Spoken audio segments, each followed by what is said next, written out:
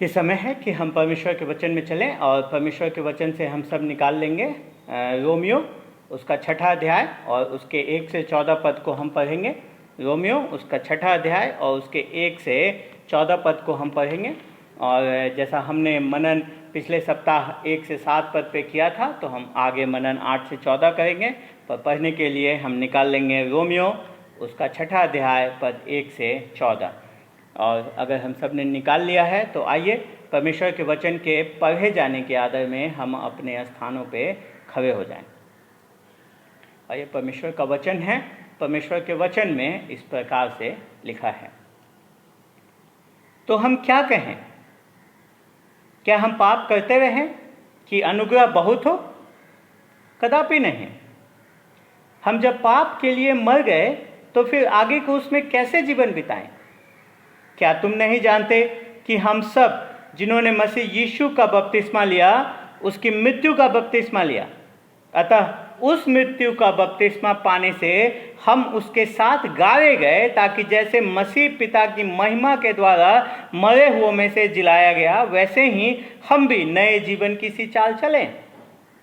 क्योंकि यदि हम उसकी मृत्यु की समानता में उसके साथ जुट गए हैं तो निश्चय उसके जी उठने की समानता में भी जुट जाएंगे।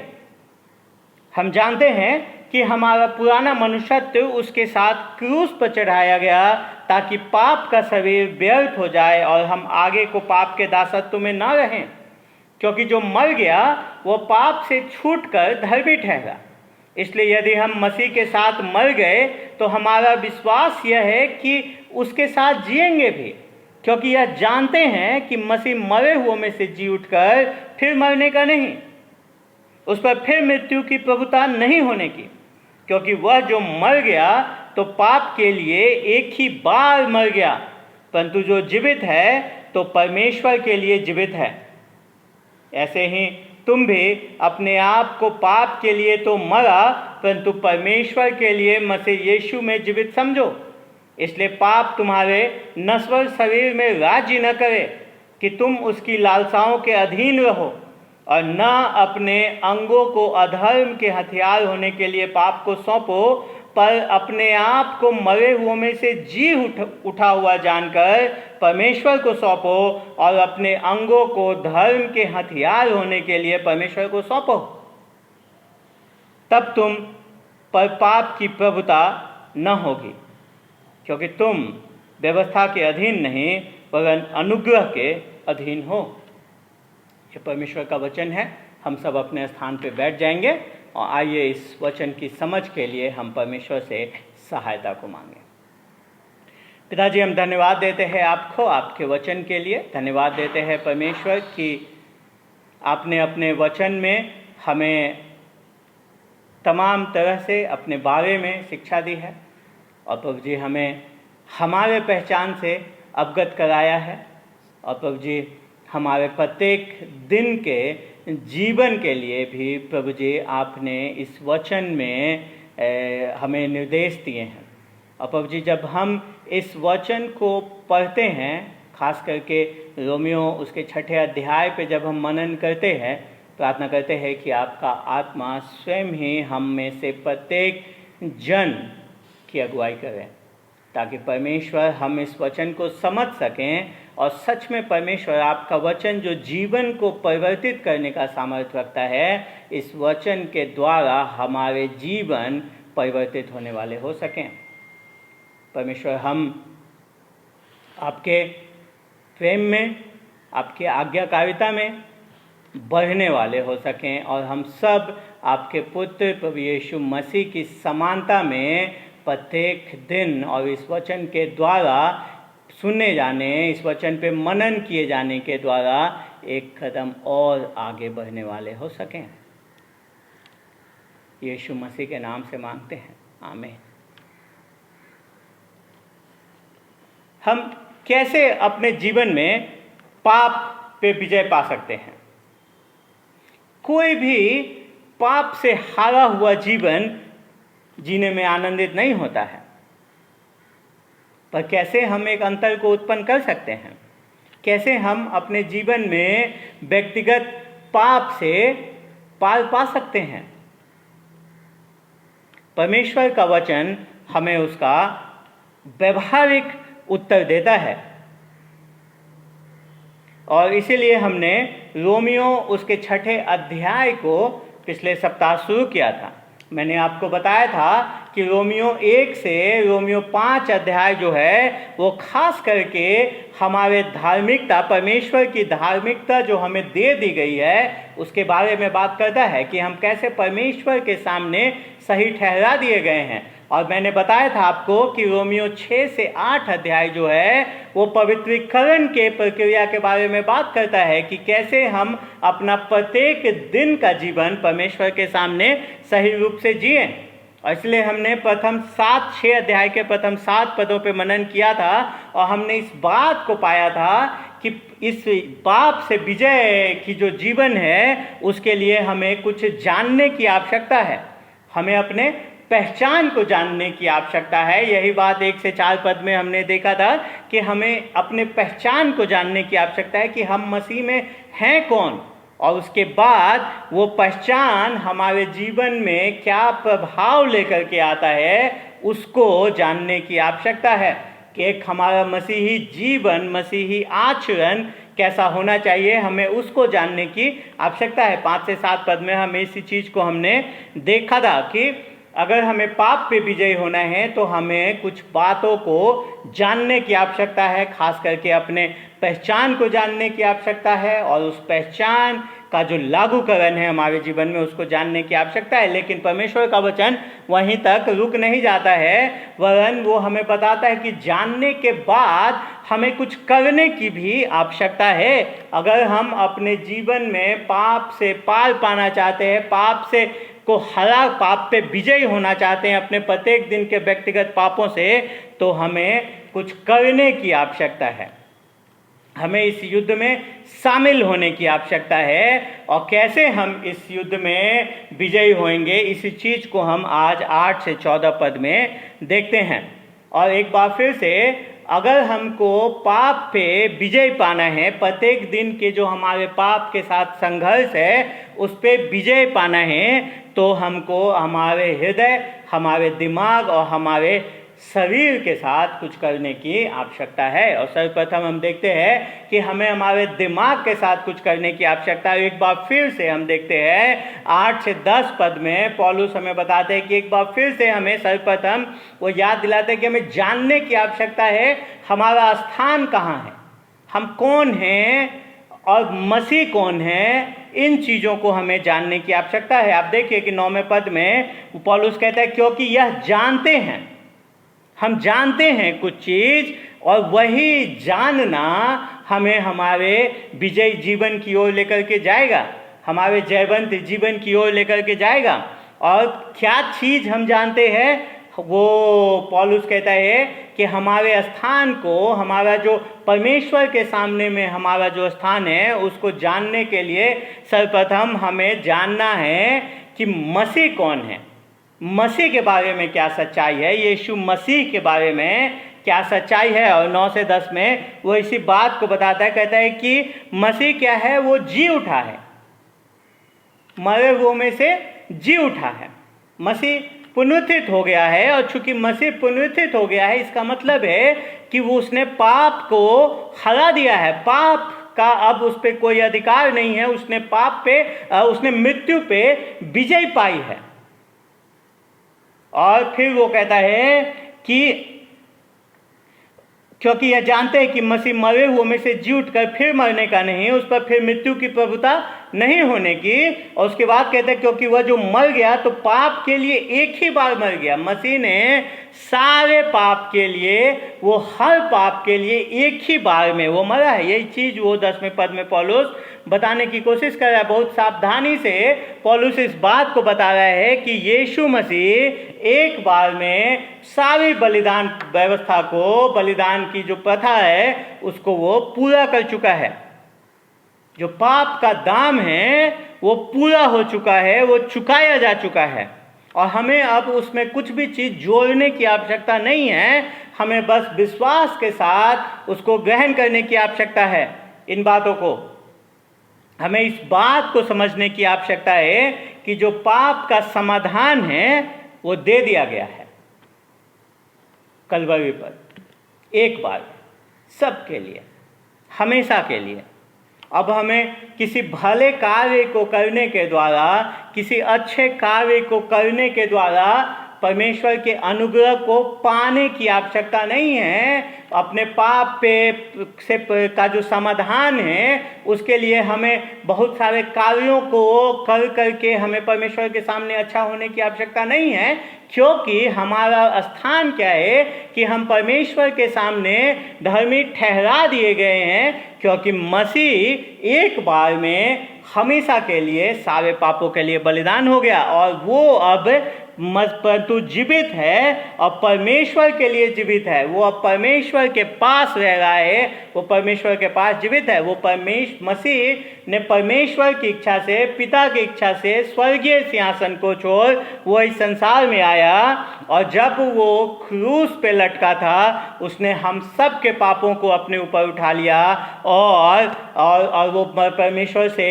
दूर हुआ उस समय में। अब वो एक बार फिर से उसी सिद्ध रिश्ते में परमेश्वर के पास है, पिता के साथ उसकी संगति उसी प्रकार से है और वो हम सब की मध्यस्थता वहाँ पे कर रहा है। हम सब का मध्यस्थ वहाँ पे बना हुआ है, जो कि हमारे दिमाग में एक प्रश्न उत्पन्न कर सकता है कि क्यों पौलुस सर्वप्रथम हमें मसीह के बारे में सच्चाई को जानने के लिए कहता है। क्यों पाप से विजयी जीवन पाने के लिए हमें मसीह के सच्चाई को जानने की आवश्यकता है? क्यों? क्योंकि हम उसके साथ धर्मी ठहरा दिए गए हैं, हम उसके साथ एक हो गए हैं। हमारा जो पहचान है उसके साथ जुड़ा हुआ है और अगर हमारा जो विश्वास का, हमारा जो उद्धार का जो करता है, अगर उसी पे हमको संदेह होगा तो हम कभी भी अपने जीवन में उसका लाभ नहीं उठा पाएंगे। हम हमेशा अपने जीवन में संघर्ष करते रहेंगे। इसलिए पौलुस सर्वप्रथम कहता है कि अगर हमें जयवंत जीवन जीना है, प्रत्येक दिन का जो हमारा संघर्ष है पाप के साथ, उससे पार पाना है, उसको हराना है, तो सर्वप्रथम हमें अपने पहचान को जानने की आवश्यकता है। और कैसे हम उस पहचान को जानेंगे?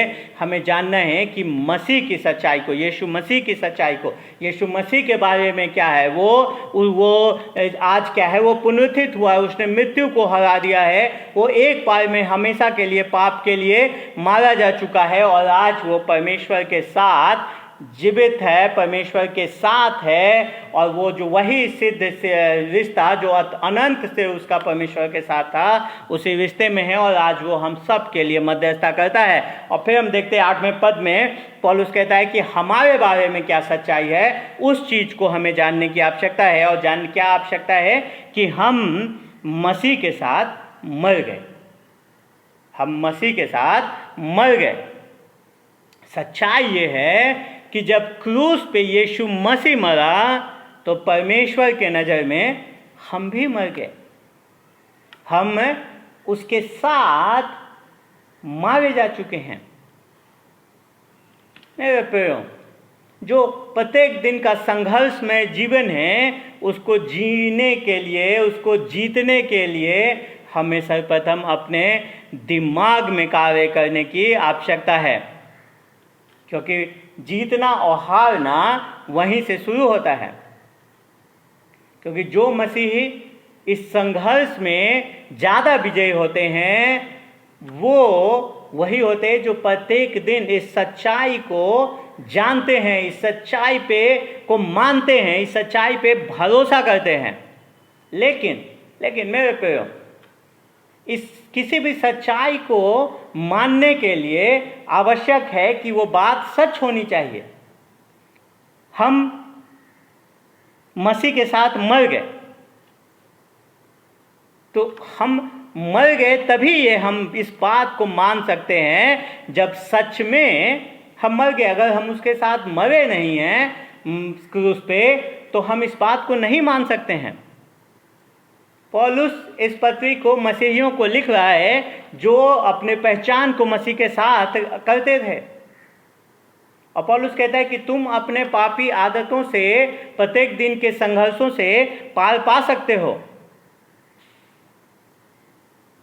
लेकिन प्रश्न उठता है कि क्या एक व्यक्ति जो मसीह को नहीं जानता है, जो मसीह के इस सच्चाई को नहीं जानता है, क्या वो अपने पापी आदतों से अपने जीवन में छुटकारा पा सकता है? इसका उत्तर है नहीं। वो कभी भी, जो मसीह को नहीं जानता है, वो कभी भी उस परिवर्तन को जो परमेश्वर चाहता है वो लेकर के नहीं आ सकता है। कभी भी वो व्यक्ति नहीं हो सकता है जिससे परमेश्वर प्रसन्न होता है। तो सर्वप्रथम हम देखते हैं कि हमें मसीह की सच्चाई को जानना है, हमारी सच्चाई को जानना है। और हमारी सच्चाई क्या है कि हम मसीह के साथ मारे जा चुके हैं। हमें प्रत्येक दिन इस बात को समझना है और अब हम उसके साथ जीते हैं। पौलुस कहता है कि जब हम उसके साथ मरे हैं तो उसके साथ जिएंगे भी। हम ऐसा विश्वास करते हैं कि यह है कि उसके साथ जिएंगे भी, तो हमारा विश्वास यह है कि उसके साथ जिएंगे भी। और क्यों ये सच है? क्योंकि अगर मृत्यु मसीह को रोक नहीं पाया, अगर मृत्यु मसीह पे विजय नहीं हो पाया, तो हम जो अपनी पहचान मसीह के साथ करते हैं, हम जो मसीह में हैं, उसको भी, उस पे भी वो विजय नहीं पा पाएगा। क्योंकि मसीह में हमारे पास सामर्थ है जीवित रहने का, जीने का, और जयवंत जीवन जीने का। हम बात कर रहे बार बार कि जो हमारा प्रत्येक दिन का संघर्ष है पाप के साथ, और उसको कैसे उसमें हम विजयी हों, उसके बारे में। मेरे प्रियो, आप तब तक इस संघर्ष में जीत नहीं सकते हैं, विजयी नहीं हो सकते हैं, जब तक कि आप मसीह में नहीं हैं।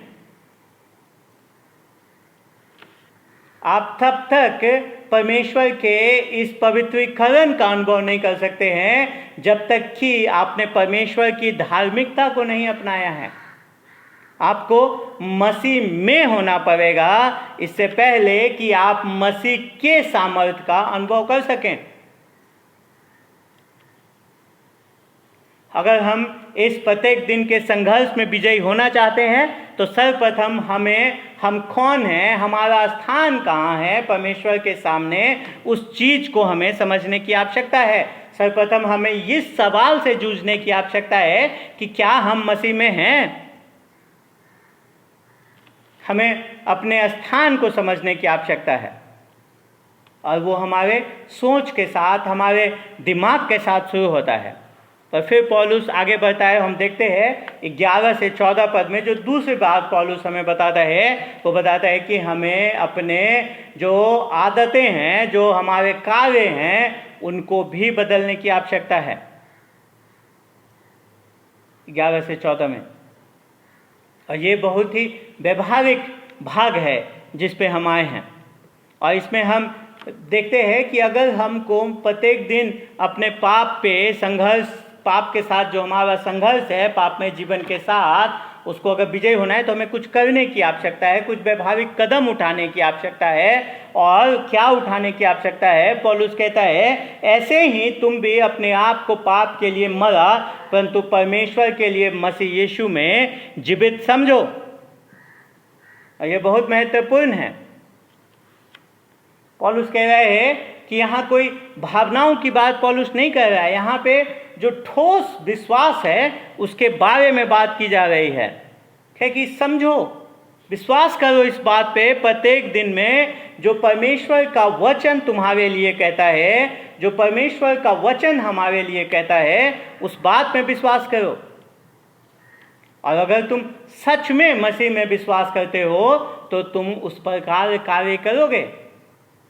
और क्या हमें विश्वास करने की आवश्यकता है? पौलुस एक बार फिर से दोहराता है, कहता है कि हमें इस बात को प्रत्येक दिन विश्वास करने की आवश्यकता है कि मैं पाप के लिए मर चुका हूं, मैं पाप के लिए मर चुका हूं और मैं परमेश्वर के लिए जीवित हूं।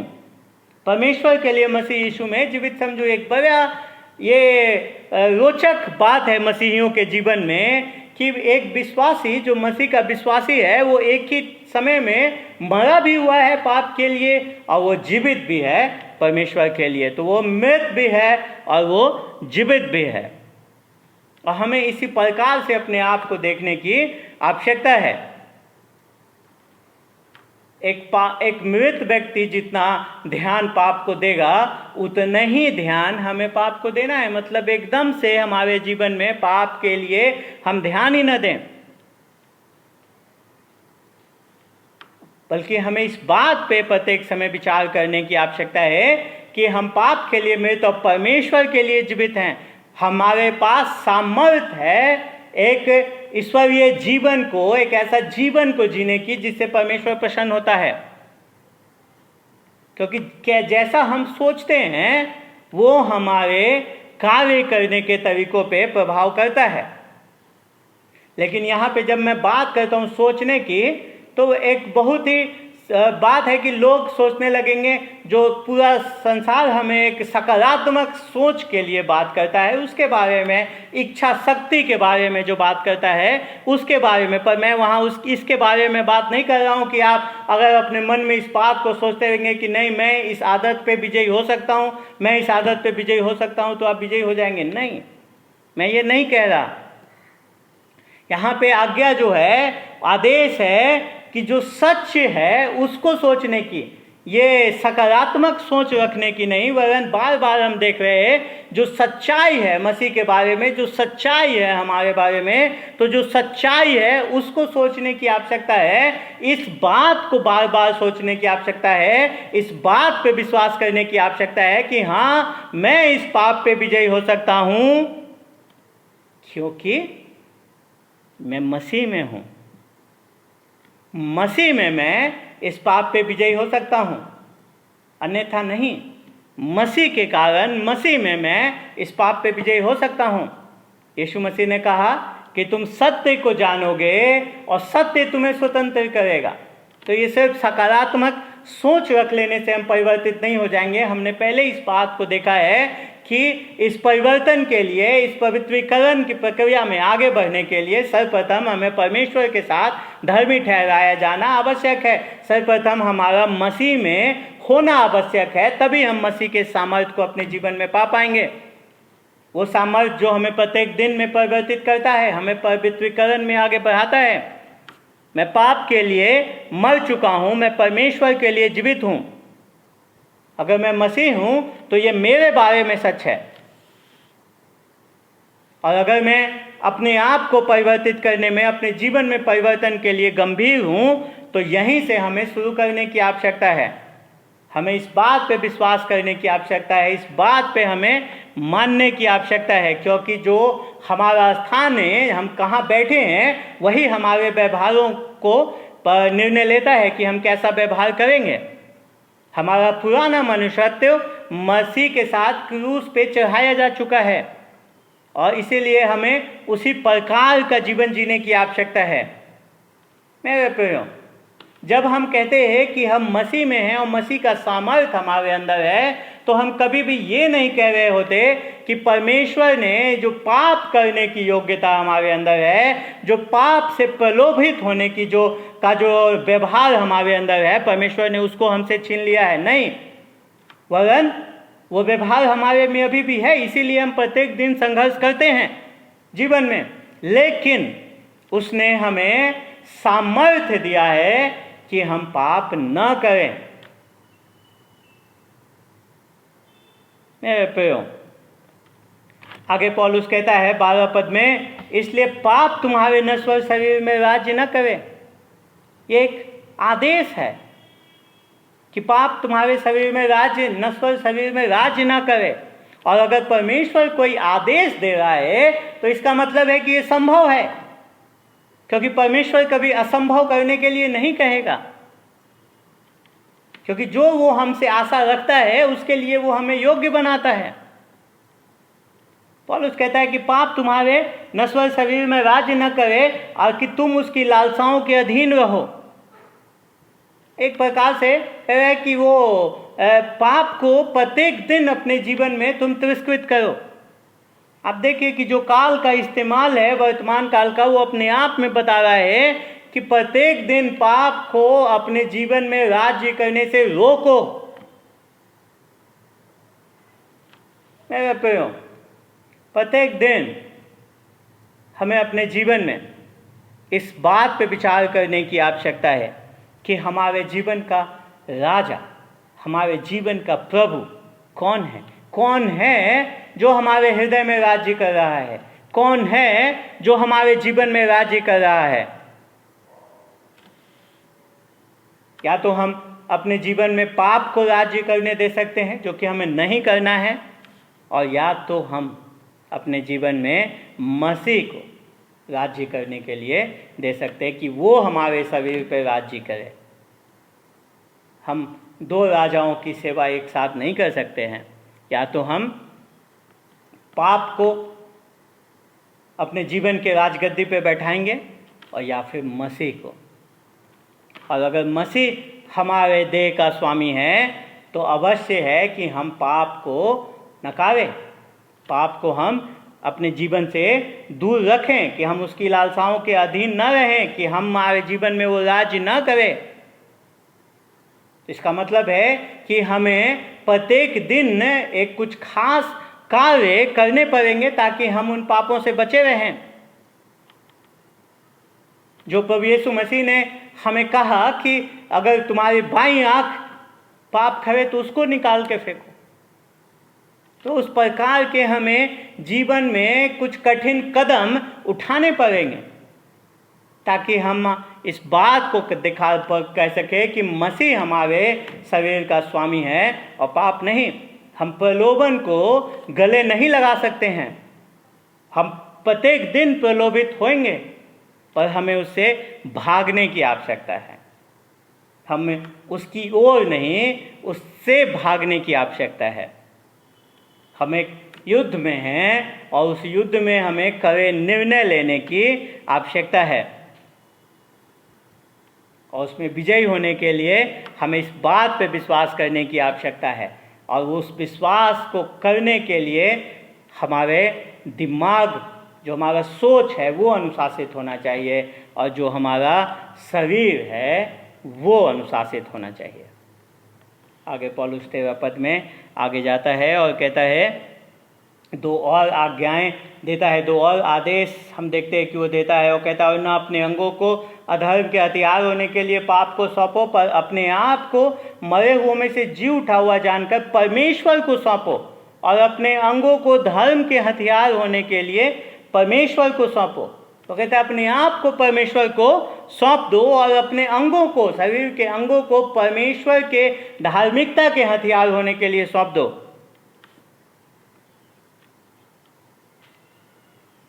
अपने आप को परमेश्वर को सौंपने के लिए हमें अपने शरीर को परमेश्वर को सौंपना पड़ेगा।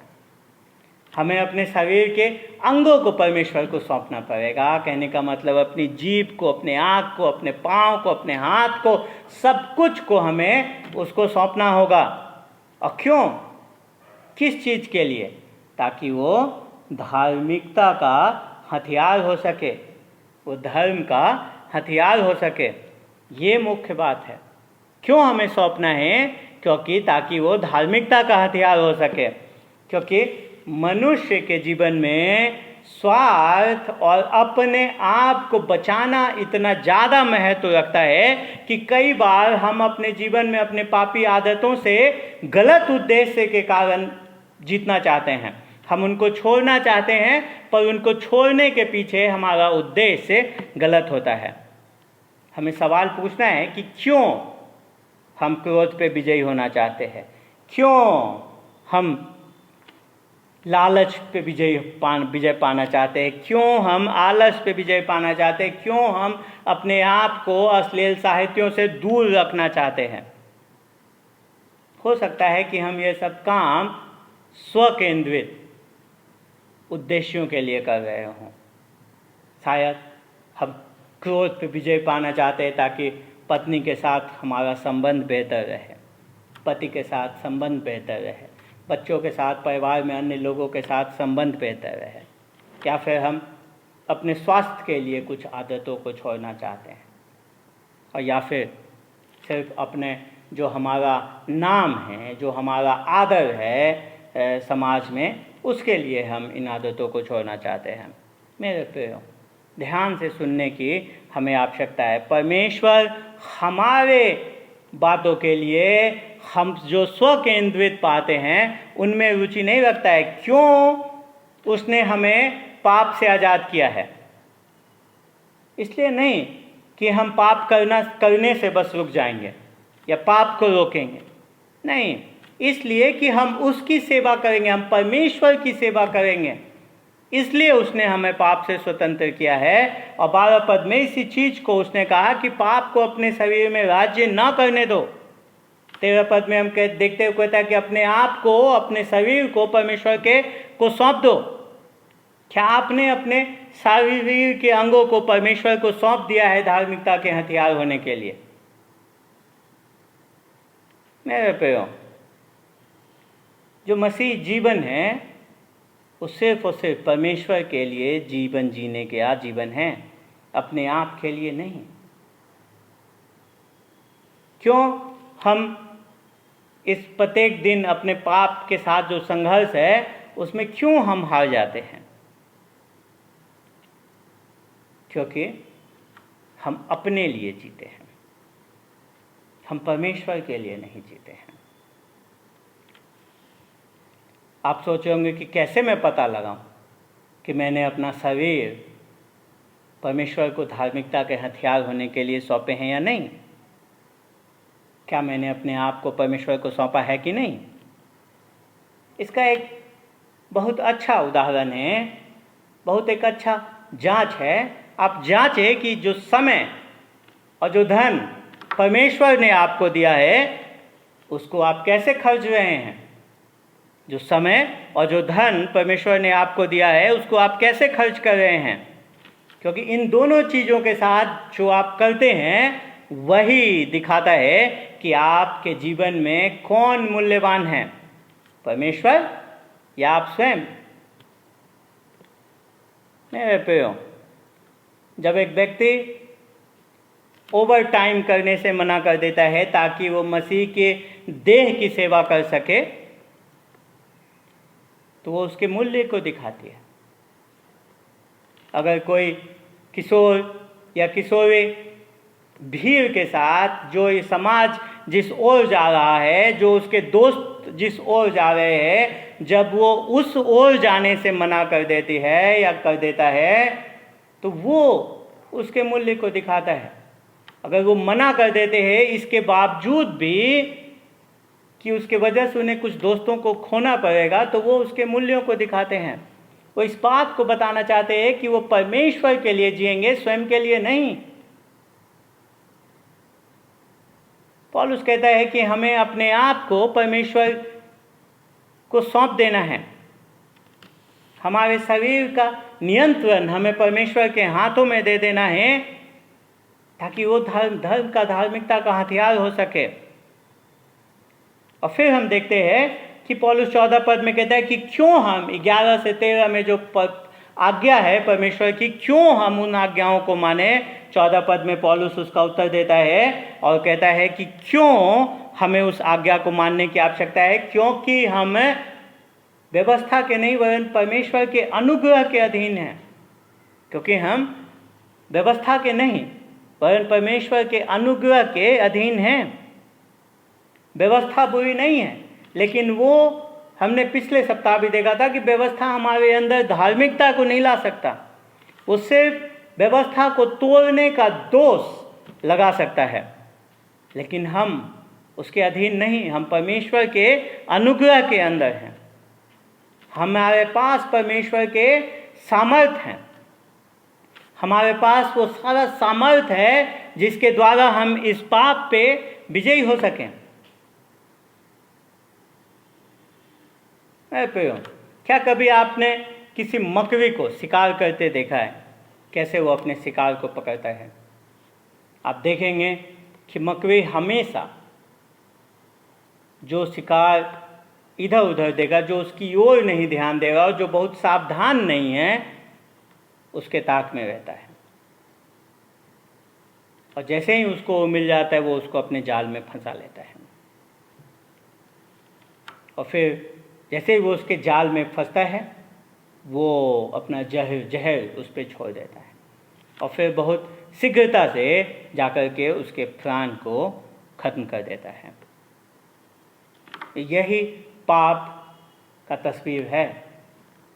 जो पाप हमारे साथ करता है वो धोखा देता है, वो हमें अपना गुलाम बना लेता है, वो हमें नष्ट कर देता है, खास करके उन लोगों को जो उसके प्रति सावधान नहीं हैं, जो प्रत्येक दिन आने वाले प्रलोभनों के प्रति सावधान नहीं हैं। मेरे प्रियो, हमें पाप से हारने की नहीं, हमें उसके अंदर होने की नहीं आवश्यकता है। क्यों? क्योंकि हमारे पास एक आशा है, मसीह में हमारे पास एक आशा है। जब हम जिन बातों को आज हमने सीखा है, जब हम इसको अभ्यास में लेकर के आएंगे तो हम जो हमारा व्यक्तिगत जीवन, प्रत्येक दिन के जीवन में संघर्ष है, उसको हम जीत सकते हैं। पर सवाल ये उठता है कि किसको आप अपने जीवन में राज्य करने देंगे? कौन आपके जीवन पे राज्य करेगा? मसीह या फिर आपके पापी शरीर के अंग? अगर हमें पाप से विजय पाना है तो हमें कुछ करने की आवश्यकता है, हमें कुछ कदम उठाने की आवश्यकता है। सर्वप्रथम हमें हमारे पहचान को, हमारे स्थान को, परमेश्वर के सामने हमारे स्थान को जानने की आवश्यकता है, और फिर हमें हमारे व्यवहारों में परिवर्तन लेकर के आने की आवश्यकता है। और मैं 2 प्रश्नों के साथ छोड़ दूंगा आप लोगों को, ताकि आप उन प्रश्नों का ईमानदारी से जवाब दें। सर्वप्रथम आप अपने आप से पूछें कि क्या मैं मसीह में हूँ? क्योंकि परिवर्तित जीवन जीने के लिए सर्वप्रथम आपको मसीह में होना आवश्यक है, क्योंकि और कोई दूसरा मार्ग नहीं है इस परिवर्तन का। क्या मैं मसीह में हूँ? और दूसरा, अगर मैं मसीह में हूँ तो क्या मैं उस अनुसार जी रहा हूँ? अगर मैं मसीह में हूँ तो क्या मैं उस अनुसार जी रहा हूँ? मेरे प्रियो, आज समय है कि हम अपने शरीर के अंगों को परमेश्वर को सौंपे धार्मिकता के हथियार होने के लिए। परमेश्वर हम सबको आशीष दें। आइए हम प्रार्थना करें।